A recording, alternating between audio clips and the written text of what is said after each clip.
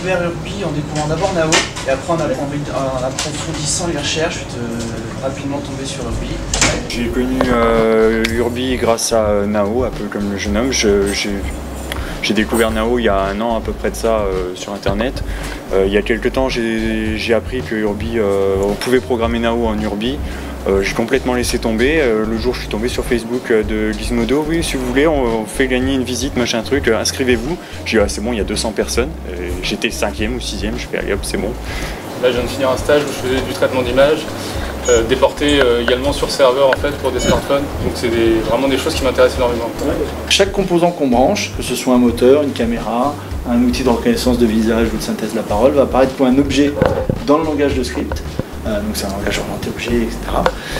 Et on va pouvoir interagir avec cet objet, le brancher avec d'autres objets, contrôler son exécution, etc. Urbiscript, comme on a des gens très brillants qui ont travaillé sur ça, qui ont enseigné la théorie des langages, la théorie de la compilation, donc qui connaissent bien ces domaines-là, ils ont essayé de prendre un petit peu les meilleures idées de ce qui se faisait et d'assembler tout ça dans un langage qui combine tous les avantages, plus les innovations sur le parallélisme et la programmation événementielle qu'on ne trouve pas dans le. Je pense que c'est un langage de script assez sympa. Chacun de ces nœuds là, c'est des états.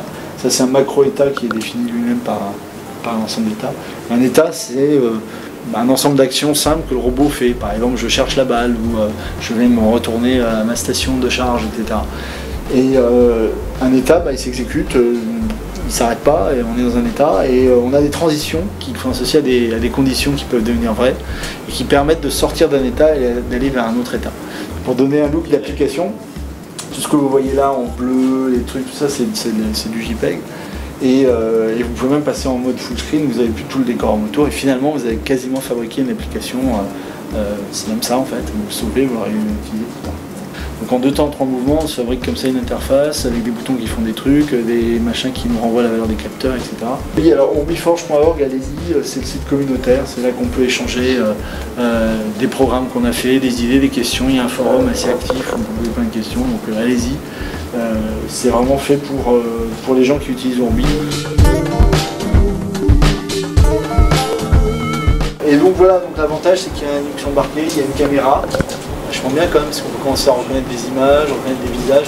Il y a tout un pan de possibilités qui s'ouvre. Voilà. Et puis, il est motorisé, voilà, il avance.